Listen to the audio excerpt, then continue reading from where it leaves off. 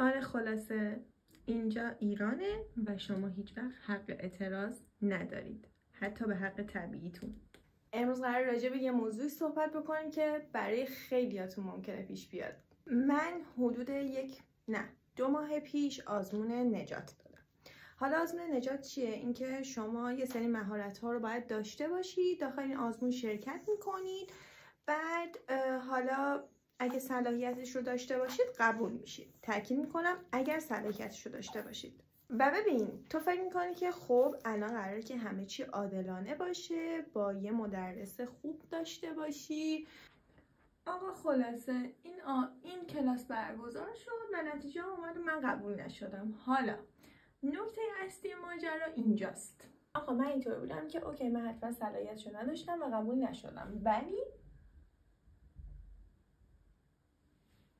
اوکی آقا من میگم قبول نشدم و صلاحیتشو نداشتم.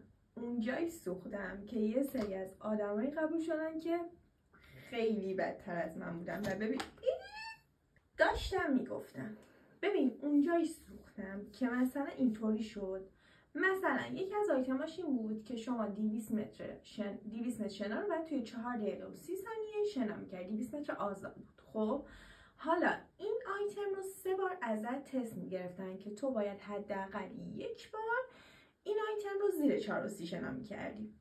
و حالا منی که اومدم این آیتم رو درست اجرا کردم قبول نشدم و یه سری افراد قبول شدن که 4 و 30 به بالا زدن. خب این به کنار. یه آیتم دیگه آسیب نخایی بود که 2 نفری که از من خیلی بدتر بودن و قبول شدن، حالا من همسطح‌های خودم رو میذارم کنار، و قبول شدن کاملا 0 از 10 رفتن، ولی من حداقل نصف ماجرا رو گفته بودم. من قبول نشدم، اونا قبول شدن. حالا شاید بپرسین چرا؟ چون آشنای مدرس دوره و رئیس هیئتمون بودن. من هنوزم میگم که آقا من اصلا صلاحیتشو نداشتم و رد شدم، ولی چطور اونایی که صلاحیتشو نداشتن قبول شدن؟ چون آشنای شما بودن؟ بعد چیکار کردم؟ اعتراض کردم. به کی؟ به رئیس هیئت. ببخشید، مدیر هیئت. فکر میکنی بهم چی گفت؟ گفتش که هر چی که مدرس بگه رو باید تمکین کنی. آقا من اصلا به روند کلاس اعتراض دارم. هرچی مدرس بگه. آقا مدرس اومده در حق من ناعدالتی کرده. هرچی مدرس بگه. آره خلاصه اینجا ایرانه و شما هیچ وقت حق اعتراض ندارید، حتی به حق طبیعیتون.